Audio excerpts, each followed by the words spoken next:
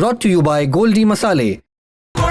गोल्डी छोले मसाले, जहाँ जाएं रिश्ते बनाएं। गोल्डी लाए हैं फ्रेश लॉक टेक्नोलॉजी, जो रखे मसालों को हर समय फ्रेश। क्या अप्रैल के आखिर तक लॉकडाउन लगने वाला है? लॉकडाउन की चर्चा क्यों हो रही है? कोविड लॉकडाउन के 6 साल बाद उसी तारीख पर संसद में पीएम मोदी के दिए बयान के क्या मायने हैं? ऐसे तमाम सवाल सोशल मीडिया पर घूम रहे हैं। लॉकडाउन को लेकर इतनी बातें होने लगी कि खुद सरकार को सामने आकर बताना पड़ा कि क्या प्लान कर रही है। 28 फरवरी से मिडिल ईस्ट में युद्ध शुरू हुआ। उसके बाद से भारत में कभी एलपीजी, कभी पेट्रोल डीजल की कमी की खबरें आने लगी। गैस एजेंसी हो या पेट्रोल पंप, सबके बाहर लोगों की लंबी लंबी लाइनें लगने लगी। इस बीच 23 मार्च को प्रधानमंत्री नरेंद्र मोदी ने संसद में एक भाषण दिया।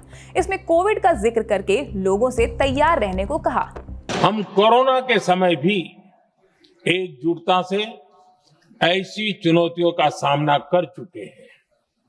अब हमें फिर से उसी तरह तैयार रहने की आवश्यकता है। धीरज के साथ, संयम के साथ, शांत मन से हमें हर चुनौती का मुकाबला करना है। पीएम मोदी के बयान के बाद से लोग साल 2020 को याद करते हुए सोशल मीडिया पर पोस्ट करने लगे। इन पोस्ट का लब्बो-लुआब ये था कि 6 साल पहले मार्च के महीने में ही लॉकडाउन लगा था और इससे लोग कनेक्शन बैठाने लगे कि फिर से ऐसा हो सकता है। अब पैनिक ज्यादा बढ़ता, इससे पहले सरकार की ओर से इस पर सफाई आ गई है। Parliamentary affairs minister Kiren Rijiju ने लॉकडाउन की खबरों को सरासर अफवाह करार दिया है। कहा है कि ऐसी खबरें बस गुमराह करने वाली हैं।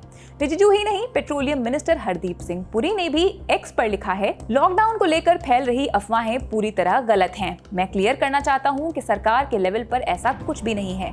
दोनों ही मंत्रियों ने लोगों को सलाह दी है कि पैनिक से बचे। जैसे हालात हैं, अफवाह फैलाना, बेवजह डर का माहौल बनाना, ये सब गैर जिम्मेदाराना और खतरनाक है। अफवाहें लॉकडाउन के अलावा पेट्रोल डीजल की शॉर्टेज को लेकर भी उड़ती रही हैं। कई शहरों में लोग अपनी गाड़ियों की टंकियां फुल कराने पहुंच गए। कई जगह तो लोग घी तेल के डिब्बे, बड़े बड़े पीपे, यहाँ तक कि पानी की खाली टंकी लेकर पहुंच गए कि तेल भरा कर रख लें, कहीं खत्म ना हो जाए।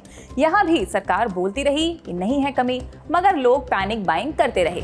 इस बीच केंद्र सरकार ने एक्साइज ड्यूटी कम कर दी है। पेट्रोल पर एक्साइज ड्यूटी को 3 रुपए प्रति लीटर कर दिया गया है। पहले ये 13 रुपए प्रति लीटर था, यानी इसमें 10 रुपए प्रति लीटर की कटौती की गई है।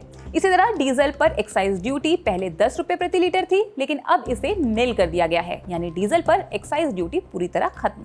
इसके पीछे की वजह थी तेल कंपनियों को हो रहा घाटा। यूएस इजराइल के साथ ईरान की जंग के चलते इंटरनेशनल मार्केट में कच्चे तेल के दाम $70 से बढ़कर $100 प्रति बैरल के पार पहुंच गए हैं। इससे तेल कंपनियों को 30 रुपए प्रति लीटर तक घाटा हो रहा था। यही घाटा कवर करने के लिए तेल कंपनियां रेट बढ़ा सकती थी, लेकिन एक्साइज ड्यूटी घटाकर पेट्रोल डीजल के दामों को स्टेबल रखने की कोशिश की गई है। वैसे हरदीप पुरी ने ये माना है कि इंटरनेशनल लेवल पर जो हालात हैं, उनको ध्यान में रखते हुए एनर्जी सप्लाई चेन और एसेंशियल गुड्स पर नजर रखी जा रही है। सरकार पक्का करना चाहती है कि भारत में फ्यूल, एनर्जी और दूसरी चीजों की सप्लाई बनी रहे और कोई चैलेंज आता भी है तो उससे समय रहते निपटा जा सके। बाकी इससे जुड़े और अपडेट्स हम आप तक लाते रहेंगे। फिलहाल इस खबर में इतना ही। मैं हूं शताक्षी अस्थाना, कैमरे के पीछे है राहुल। आप देखते रहिए दी ललन टॉप।